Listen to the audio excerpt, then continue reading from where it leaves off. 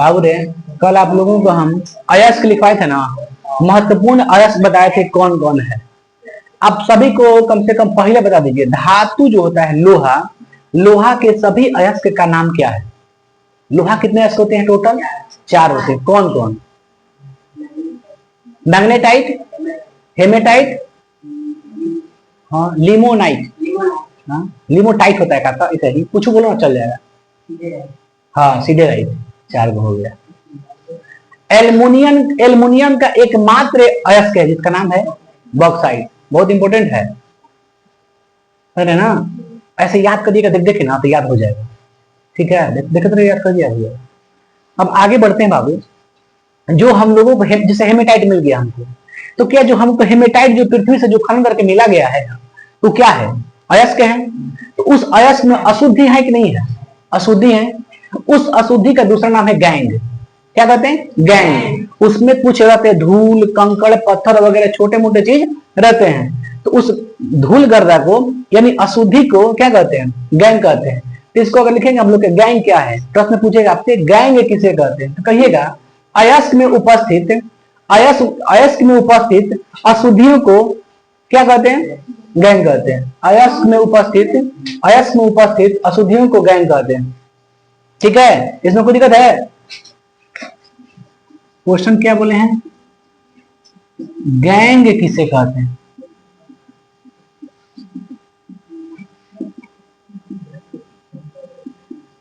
अयस्क में उपस्थित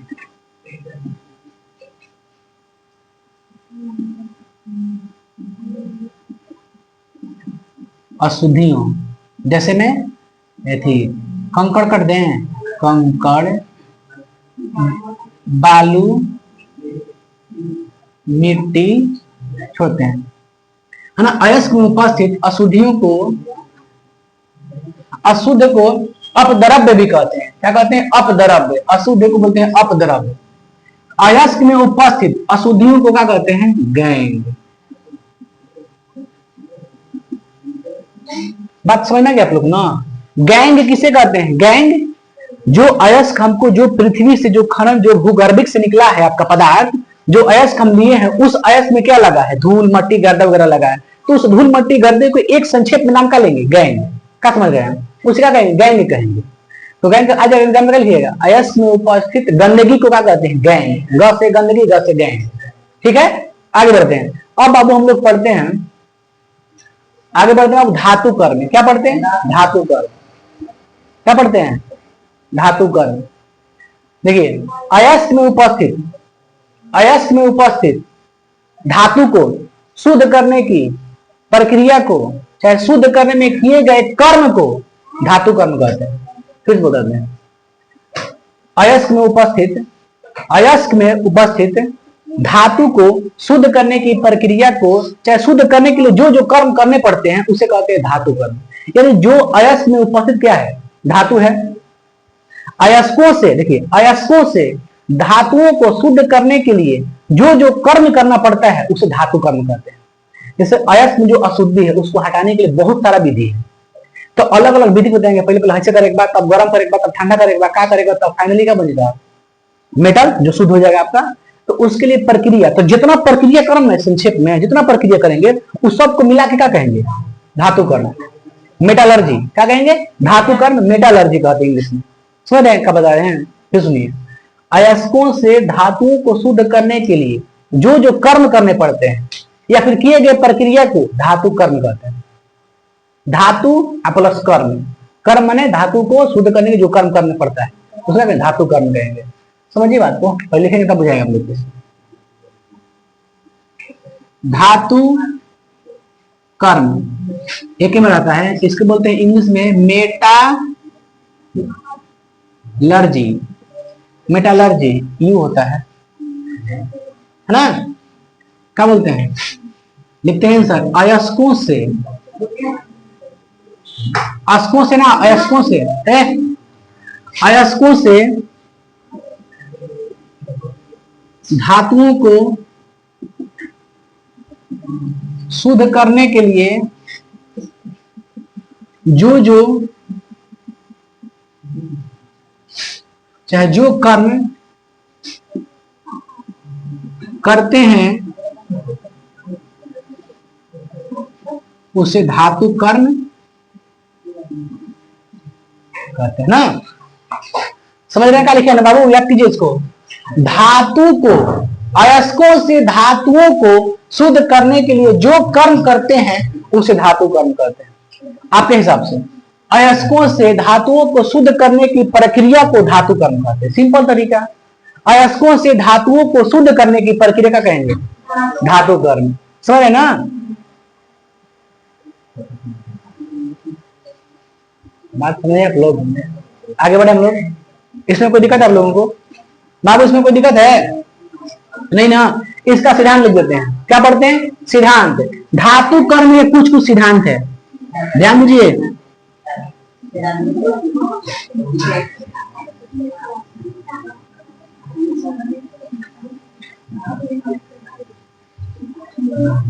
ए लल्ला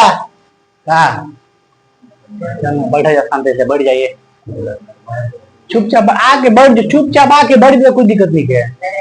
डिस्टर्ब करता है तो हमको, हम भूल जाते हैं क्या पढ़ाना है क्या पढ़ाना है भूल जाते हैं तुम्हारे चक्कर में। देखो ध्यान से, हमने क्या कहा बाबू, हमने कहा कि धातु कर्म क्या है, धातु कर्म क्या है, वो आपको समझ में आ रही है?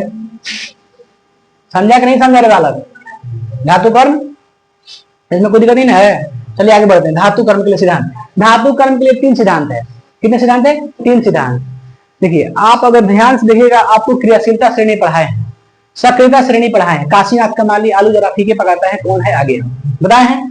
तो ऊपर में जो है मेटल, जो धातुएं हैं ऊपर में है, कौन कौन है? कैल्शियम, सोडियम है, कैल्शियम है, पोटेशियम है, सोडियम है, कैल्शियम वगैरह। ये सब क्या है? सबसे अधिक क्या है? क्रियाशीलता है, ज्यादा जल्दी क्रिया करता है किसी से, यानी अधिक अभिक्रियाशील धातु कौन है? ऊपर के। सक्रियता श्रेणी के जो ऊपर आते हैं वो क्या है? अधिक अभिक्रियाशील क्या है? तत्व है। समझ रहे ना। जो बीच में आते हैं, जो बीच में आते हैं, जो मध्य में आते हैं, वो क्या होता है? जो मध्य में धातुएं आते हैं ना बाबू, तो क्या है? कम भी है, मतलब मीडियम है, मध्यम करता है ना कम ना ज्यादा, मीडियम। समझ ना। उसमें कौन कौन आ जाएगा आपका बीच में? यह सब है धातु, लोहा वगैरह है ना।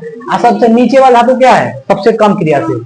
तो जैसे जैसे क्रिया करता है ना, उसके हिसाब से उसको शुद्ध करेंगे। जैसे जितने ऊपर है ना तत्व, उसको शुद्ध करने का तरीका अलग है, बीच वाले को शुद्ध करने का तरीका अलग है, नीचे वाले को शुद्ध करने का तरीका अलग है। दम ज्यादा किस में लगाना पड़ेगा शुद्ध करने के लिए बताइए? ऊपर वाले में। अब नीचे वाला सोना चांदी तांबा, एक में कुछ होता है? ज्यादा कुछ नहीं होता है। क्या समझे? इसको निकालिए बस, थोड़ा सा गर्म कर दे बस, हो गई काम। समझ रहे ना। तो हम पढ़ते हैं, इसका सिद्धांत 3 गो है, तीनों सिद्धांत को लिखते हैं ना बाबू। देखिए, पहला, जो धातु में, जैसे में क्या कह सकता है? सोडियम, कैल्शियम, Mg आएगा बस ना। देखिए, समझो ना यार, गजब तू लोग बीच में डिस्टर्ब कर रहा है। जो धातुएं, जैसे ये,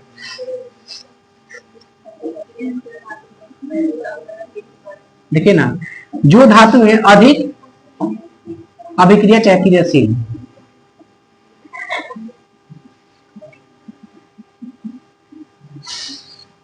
अधिक क्रियाशील हो तथा यह आ रहा है ना,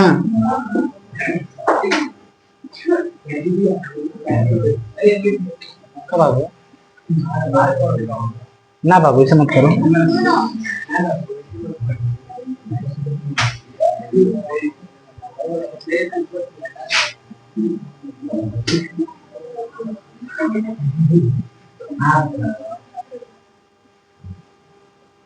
इसको शुद्ध कैसे करते हैं? पूछ दिन बाबू, वैद्युत अपघटन विधि से ना। कैसे करते हैं? लिख दें।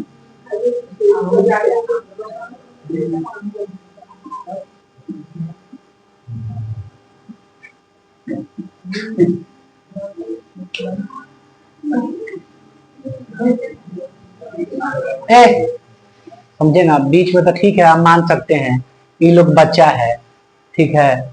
आप लोग में से कौन कौन बच्चा है? सारा बक हो गया है? हाँ। बांस निकाले, खोचैला बांस कहाँ है? खोचैला बांस निकालने का थोड़ा सुनेंगे, जो जो दिए हैं जी के सब सुनेंगे, तब तुझे दिए हाथ हम खाते हैं। तो ना मचवनी नहीं जगह बसंती, बसंती का गब्बर नचवाएंगे यहाँ पे, ध्यान दीजिए। हमने क्या बोला, देखिए संक्षेप में सिखाते हैं। जो क्रियाशीलता श्रेणी के या फिर सक्रियता श्रेणी के ऊपर में आएंगे तत्व, उसको शुद्ध करने के लिए या फिर निष्कर्षण करने के लिए या उससे गंदगी को बाहर निकालने के लिए कौन विधि का प्रयोग करेंगे? वैद्युत अपघटन विधि। वैद्युत अपघटन विधि जो सक्रियता श्रेणी के ऊपर है उसके लिए वैद्युत अपघटन विधि। बस सिंपल तरीका है, रट्टा नहीं मारना है, जो ऊपर आएगा वैद्युत अपघटन विधि से करेंगे उसको शुद्ध। दूसरा एक और है आपका, जो धातु में Zn क्या आएगा और Sa Fe नहीं क्या आवत बाबू, Zn Fe लेड और क्या क्या जाएगा बीच में, अब नहीं आएगा। जो धातु है मध्यम मध्यम मध्यम क्रियाशील हो,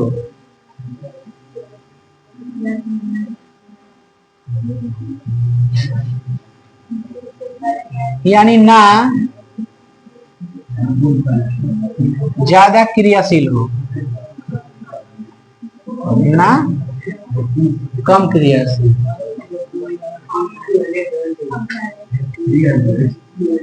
और या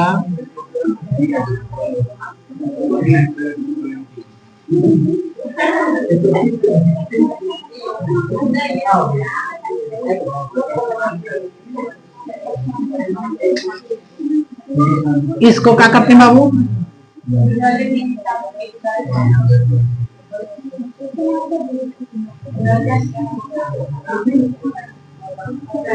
भंजन कहते हैं, ठीक है, भर्जन भी कहते हैं, याद रखिए।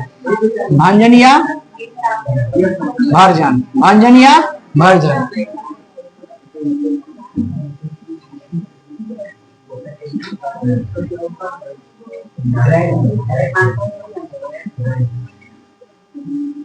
प्राप्त करते हैं, नहीं क्या लिखे हैं, जितना बुझाए उतना लिख, ठीक बा, इतना लंबा चौड़ा समझाने के लिए नहीं है, बस समझो। जो सक्रियता श्रेणी के मध्य में तत्व आते हैं, ठीक है, उसको शुद्ध करने के लिए, उसको निष्कर्षण करने के लिए क्या करते हैं, भर्जन का प्रयोग करते हैं, भर्जन विधि का और निष्ठापन विधि का। भर्जन को कहते हैं अथी में, दूसरा नाम है भर्जन का भंजन, भंजन भी बोला जाता है, रिजल्टिंग भंजन, लेकिन आपको पढ़ने के लिए भर्जन कर दिया, किताब में हर जगह भर्जन लिखा है, लेकिन इससे आगे बढ़े तो भंजन पढ़ा जाता है। भंजन भर्जन या फिर या ना ये तथा निष्ठापन दो विधि है। एक ऑक्सीजन की उपस्थिति में गर्म कर जाएगा, बिना ऑक्सीजन के, बस हो गया डेफिनेशन दोनों का। समझ में क्या लिखे, देखिए जो धातु है Zn FePb, ठीक है, मध्यम क्रियाशील हो, ना मतलब ज्यादा क्रिया करता हो ना कम, ठीक है, और कहां पे आता हो, सक्रियता श्रेणी के बीच में आता हो, उसके लिए प्रयोग करेंगे, कौन विधि करेंगे प्रयोग, भंजन या भर्जन। समझ बात करिए, संक्षेप में समझिए। ये ऊपर आएगा तो इसके लिए क्या है नियम, वैद्युत, ये बीच में इसके लिए क्या उपयोग है, भर्जन या फिर निष्ठापन, है ना, ये सब बताएंगे, प्रक्रिया पढ़ाएंगे आप लोगों को, ठीक है। अभी तो हम धातु करना स्टार्ट किए हैं, अभी शुद्ध कर कहाँ रहे हैं, हम तो ऐसे बता रहे हैं, उसका नियम बता रहे हैं कि कौन बोलम के माध्यम के तत्व, हम बोलेंगे कि सक्रियता श्रेणी के बीच वाले तत्व को निष्कर्षण करते हैं, तो समझिए कहाँ कहाँ के लिए हम क्या, यही तीन को, अरे क्या होगा, एक और लिखे ना, चलिए तीसरा, कम क्रियाशील धातु को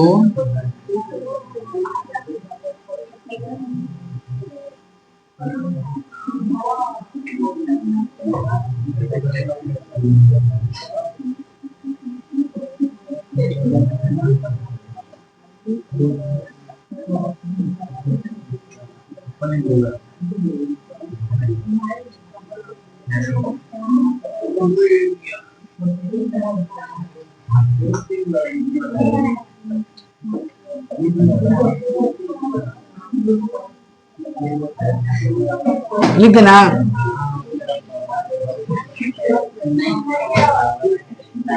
उसके लिए सिर्फ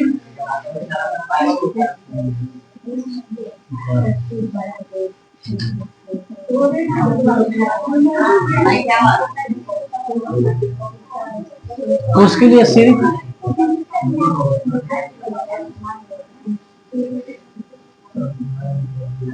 प्राप्त, देखिए जो धातुएं सकल श्रेणी के नीचे हो अर्थात वह कम क्रियाशील होते हैं, उसके लिए सिर्फ गर्म करके शुद्ध धातु का प्राप्त कर सकते हैं, ना है। धातु के नाम जरूरी है, क्या कहा जाए उसमें, सोना चांदी तांबा से ना प्लेटिनम आएगा, तब तो सबसे नीचे में क्या आता है, तो सोना चांदी आता है, Au Ag आता है, और क्या क्या प्लेटिनम आता है, Pt। तीन को किसका सिद्धांत था, धातु कर्म का तीन सिद्धांत, धातु कर्म के सिद्धांत तीन सिद्धांत। अब हम पढ़ेंगे कि ठीक है धातु कर्म किसे कहते हैं, तो सब के सब शुद्ध करे में जितना काम नियम अगले बने सबके मिला कर धातु कर्म का। तो कौन कौन स्टेप बा, पहले पहले देखो कोई भी चीज के साफ करने के लिए एक पे 100 रुपए का साफ करे तो ना हुई, तो कुछ ना कुछ रह जी, ओकरो निकाला फिर ओकरा निकाला, फाइनली जाके एकदम शुद्ध हो जाता है। तो उसके लिए 4-5 स्टेप फॉलो करना पड़ता है, समझ रहे ना। तो 4-5 स्टेप से धातु कर्म समझ गए आप लोग ना। तो धातुओं को शुद्ध करने की संपूर्ण प्रक्रिया को धातु कर्म कहते हैं। हो गया कोई दिक्कत। अब पढ़े धातु कर्म के सिद्धांत तीन को, ऊपर बा तो भटन विधि से कर ली, बीच में बा तो भर्जन या निष्कापन विधि से, अगर नीचे है तो खाली गर्म कर ली, बस मटेरियल मिल जाएगी। बात समझे आप लोग। अब क्या पढ़ेंगे भाई मेरे, धातु कर्म के चरण, को चरण की फॉलो करके लास्ट कहां जल्दी, शुद्ध धातु को जल्दी। अब चरण देखेंगे ना भाई, इसको पहले उतारिए आप लोग। चलिए बाबू अब ध्यान दीजिए आप लोग। अब पढ़ेंगे हम लोग धातु के चरण। क्या पढ़ेंगे, धातु कर्म के चरण, धातु कर्म के चरण, धातु कर्म के चरण। सुनिए धातु कर्म के धातु कर्म के मुख्यतः 4 चरण होता है। कितने चरण, पहला होता है आपका अयस्कों का सांद्रण, अयस्कों का, दूसरा होता है निस्तापन होता है, तीसरा होता है भर्जन, क्या होता है, चौथा आपका होता है शोधन विधि, धातु शोधन। क्या होता है, धातु शोधन या फ्लक्स। अरे क्या दिक्कत हो गया भाई, भाई अब कॉल छोड़, लाठी जांच तो राख दो बस।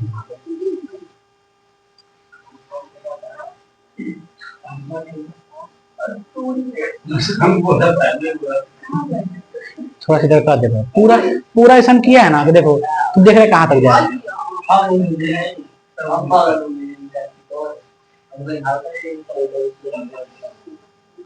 ठीक तो है, छोड़ दो तब काफी है। ध्यान दीजिए हमने धातु कर्म में कितने चरण लिखे, 4 गो चरण। हसमत हसमत उधर मत तको, पढ़ाई ध्यान दो। धातु कर्म के कितने चरण, 4 गो। कौन कौन, पहला है अयस्कों का सांद्रण, ठीक है। अयस्कों का सांद्रण कहने का मतलब अयस्को धोना, इसको अपने भाषा में क्या लिखेंगे, अयस्कों को धोना, उसी का लिख दिया है सांद्रण करना। निस्तापन तीसरा का नियम है भर्जन, और चौथा है धातु शोधन। तो हम बारी बारी से क्या करेंगे, इसको पढ़ेंगे। पहले क्या पढ़ेंगे हम लोग, पहले पढ़ेंगे अयस्कों का सांद्रण, अयस्कों का सांद्रण। देखिए अयस्कों को सांद्रण के लिए बाबू ध्यान दीजिएगा आप लोग, ठीक है, मटेरियल लिखिएगा। अयस्कों के सांद्रण के लिए एक है आपका, अगर मान के चलिए अयस्क में जो अशुद्धियां है,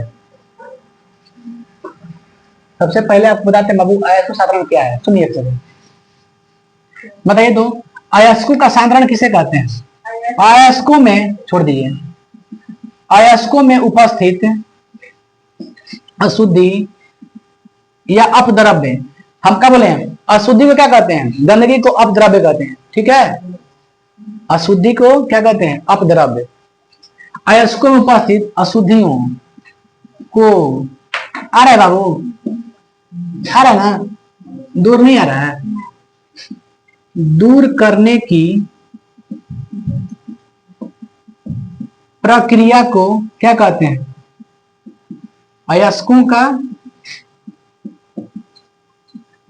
सांद्रण। अब पूछे कोई अयस्कों का सांद्रण किसे कहते हैं? तो अयस्क में उपस्थित जो गंदगी है उसको हटाने की जो क्रिया करते हैं उसे क्या कहते हैं? क्या कहते हैं? अयस्कों का सांद्रण, सांद्रण विधि से अयस्क में से धूल के गंदगी के जो हटाने के जो काम करते हैं हम लोग, धूल कण में क्या होगा? इसके लिए होगा मट्टी होगा, बालू होगा, कंकड़, छोटा मोटा चीज, ज्यादा नहीं होगा, उसमें ऊपर ऊपर निकल जाएगा, धोने से निकल जाएगा। तो अयस्कों का सांद्रण किसे कहते हैं? तो अयस्क में उपस्थित अशुद्धि को दूर करने की क्रिया को क्या कहेंगे? अयस्कों का सांद्रण। ठीक है ना। अब देखते हैं कि अयस्कों को जो सांद्रण करेंगे, ठीक है, गंदगी दूर करेंगे, तो गंदगी को दूर करने के लिए कौन कौन स्टेप लगाएंगे इसमें? ठीक है, तो इसमें भी स्टेप 2 4 5 गो स्टेप है, 5 6 गो स्टेप है। पहला स्टेप क्या है? हाथ से चुनकर। अगर मान के चलिए अयस्क में जो आपका अशुद्धि है उसका आकार कैसा है? बड़ा बड़ा है। अगर वो आकार में क्या है? बड़ा है, तो आप हाथ से क्या करके चुन के निकाल सकते हैं। निकाल सकते हैं कि नहीं निकाल सकते हैं? जैसे चावल में कुछ कंकड़ पड़ जाता है उसको निकाल लेते हैं हाथ से बीन के। तो उसी प्रकार जो आपका एथी है, जो धातु है जिसमें जो अयस्क है, उसमें अगर बड़े बड़े गंदगी है, कड़ है, कंकड़ है, तो उसका क्या कर सकते हैं आप लोग? हाथ से चुनकर निकाल सकते हैं। उसके बाद दूसरा नियम होता है, कुछ होता है चलनी से चाल कर। जैसे मान के चलिए छोटा छोटा है, उसमें क्या कैसा है? कंकड़ एकदम छोटा छोटा है, तो आप क्या करते हो? चलनी में कैसे आप आटा चालते हैं इसे, तो उसको चाल सकते हैं, है ना। तो अयस्कों के सांद्रण के लिए पहला नियम क्या होता है? हाथ से चुन के हटा लेंगे गंदगी को, बड़ा बड़ा रहेगा तो। उसके बाद अगर छोटा है क्या करेंगे? चलनी से चाल देंगे। अगर मान के चलिए दोनों छोटा करके है, लेकिन जो आपका गंदगी है, जो आपका क्या है? गंदगी है, वो हल्का है। कैसा है? हल्का है। और जो आपका मेन जो शुद्ध पदार्थ है, जो धातु है, ठीक है, वो कैसा है? थोड़ा भारी है। तो आप ओसाई द्वारा उसको हटा सकते हैं। ओसाई, आप देखते हैं कोई धान में रहता है भूसा उसा, तो धान का भी फ्रेश कैसे करता है? ओसाई करता है, हवा में से करके करता है, ऐसे से। फिर जो आपका गंदगी होता है, जो अशुद्धि होता है, भूसा का होता है, उड़ जाता है, आगे हट जाता है। और जो जो वेट वाला जो पदार्थ होता है कहाँ तो नीचे आ जाता है। तो जो भारी पदार्थ होता है कहाँ आएगा? नीचे आ जाएगा ओसाने से। और जो गर्द कहाँ जाएगा? धूल उड़ जाएगा। ओसाई भी करके पहला क्या बताया आप लोग को? सांद्रण के लिए पहले का हम स्पेशल क्या पढ़ रहे हैं? सांद्रण, अयस्कों का सांद्रण। इससे कुछ गंदगी निकल जाएगा, पूरा कभी नहीं निकलेगा। कोनो लगा लीजिए स्टेप, इससे क्या निकलेगा? थोड़ा बहुत गंदगी निकलेगा, 20% 30% निकलेगा, समझ रहे हैं ना। उसके बाद वहां से उठा कहां डालेंगे? निस्तापन में डालेंगे। यहां पर कितना हो जाएगा आपका? 80%। यहाँ पे 99%। प्योर ब्रेकअप यहाँ हो जाता है, लेकिन कुछ कुछ यादें रह जाती हैं। बात समझ रहे हैं? यहाँ पर क्या हो जाती है? Finally breakup. लेकिन अभी तो हम लोग यहाँ पे हैं अभी, है ना, कुछ कुछ काम करने इसमें दूर करने के लिए। हाँ देखिए, दूर करने के लिए ध्यान दीजिए आप लोग। उपाय क्या है? पहला, हाथ से बताइए, गंदगी को हाथ से कब चुन सकते हैं? जब आकार में कैसा हो? बड़ा। बाबू कैसे लिखे पूरा?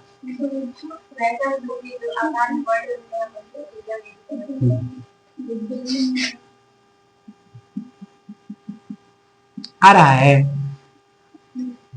जो अशुद्धि आकार में बड़ा हो उसके लिए।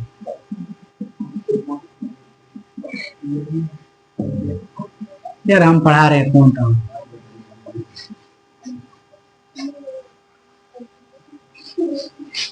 अगला है आपका चलनी से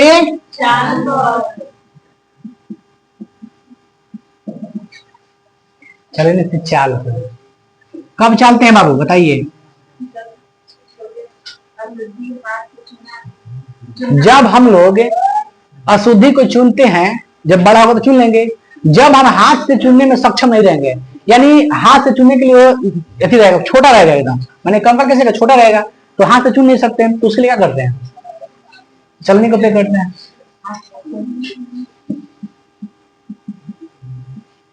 जब कंकड़ चाहे अशुद्धि को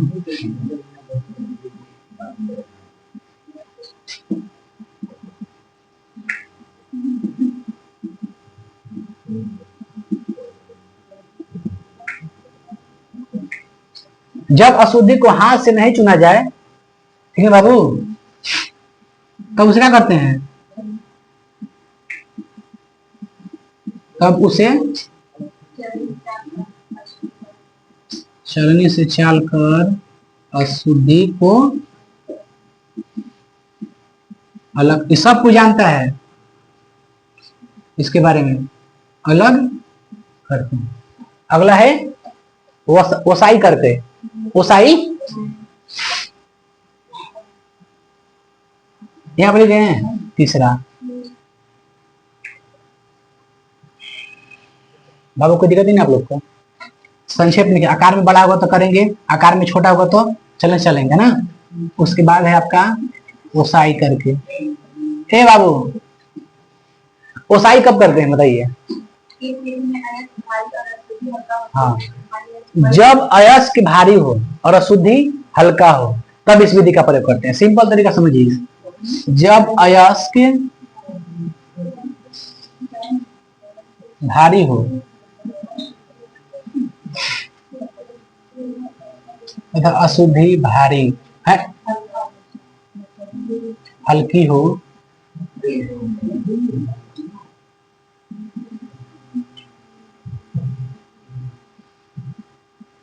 प्रयोग करते हैं, है ना।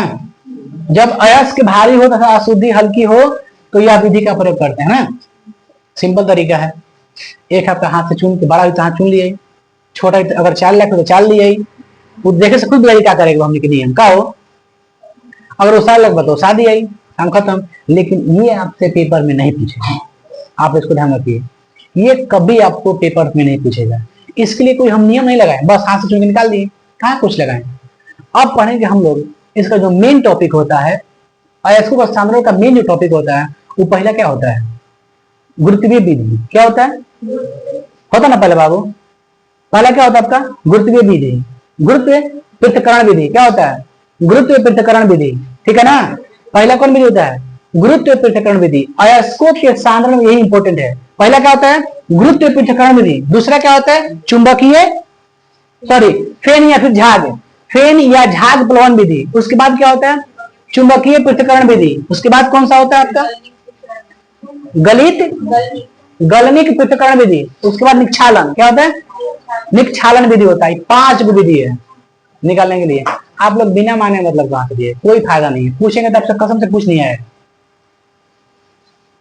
बिना माने मतलब कहां से रहे आप लोग। आगे बढ़ते हैं बाबू, इसमें आप लोग कोई दिक्कत है? हम क्या पढ़ा रहे हैं आप लोग समझ में? क्या पढ़ा रहे हैं हम क्या पढ़ा रहे हैं बताओ? हम धातु को शुद्ध करने की प्रक्रिया बता रहे हैं। धातु को सबसे पहले क्या करिए हमने? अयस्कों का उसका क्या करेंगे? अयस्कों का सांद्रण करेंगे। सांद्रण माने धोएंगे। अब धोएंगे कि ओसाएंगे कि हाथ चूनेंगे कि चलने से चालेंगे, जैसा होगा तैसा काम करेंगे। या इसका मेन जो टॉपिक आता है वो आता है पहला, इसका जो अयस्क सांद्रण है वो पहला उसमें आता है गुरुत्व पृथक्करण विधि, गुरुत्व पृथक्करण विधि। दूसरा आता है आपका फेन या झाग प्लवन विधि। प्लवन माने तैरना, फेन माने तैरना होता है, झाग होता है ना, झाग प्लवन विधि होता है। और तीसरा आपका क्या होता है बाबू? चुंबकीय, है ना, चुंबकीय पृथक्करण विधि। और चौथा होता है आपका गलनिक विधि। और पांचवा होता है आपका निक्षालन विधि। ये सब 5 विधि अयस्कों के सांद्रण पर देखा ली। अब देखिए, अब बताइए, उसमें सभी का सभी स्टेप नहीं फॉलो होगा। अब मैं सोचिए उसमें हम 5 भी पढ़ा रहे हैं तो उसमें चुंबकीय पृथक्करण विधि लग जाएगी, ओकरा में गलनिक विधि लग जाएगा, उसमें सब की सब विधियां आएगी, ओकरा में कोनो एक विधि लगी। बुझा गया? हमका बता रहे हैं आप लोग को, उसमें कोई ना कोई एक विधि लगेगा। किसमें? अयस्कों के सांद्रण में से कोनो एक विधि लगी, या तो फिर गुरुत्व पृथक्करण विधि लगी, लेकिन लागी को नाम ये तर लिखल नीचे आपका होगा, बताएंगे आगे। उसमें से कोई एक विधि लगेगा, उसके बाद कहां जाएगा? पता है कहां जाएगा वो? किसमें आएगा? निस्तापन में आएगा डायरेक्ट। यहां से फर्ज करने के बाद कहां आएगा? भर्जन में आएगा। समझ रहे ना? तो अयस्कों के सांद्रण में बाबू हम लोग सिर्फ एक स्टेप, अब जैसा होगा तत्व धातु उसके लिए प्रयोग करेंगे। अब देखे जाएगा कि चुंबकीय लगा रहे हैं, विधि लगा रहे हैं, कि हम गुरुत्व त्वरण विधि लगा रहे हैं, लेकिन हमको पढ़ना सब है। अभी पांचों के पांचों पढ़ना हमको, अयस्कों के सांद्रण जितना भी आएगा आपको सब सब पढ़ना है आपको। भले हम एक विधि को शुद्ध करेंगे, लेकिन जितना आपको आएगा इसमें उतना पढ़ना हमको। समझ रहे हैं ना? इसमें कोई दिक्कत? तब इसके बाद हम क्या चालू करेंगे? पढ़ेंगे आपको निस्तापन पढ़ाएंगे, फिर आपको पढ़ाएंगे भर्जन, उसके बाद पढ़ाएंगे धातु शोधन। समझ रहे हैं? पहले उसको उतारिए, ई पॉइंट को उतारिए।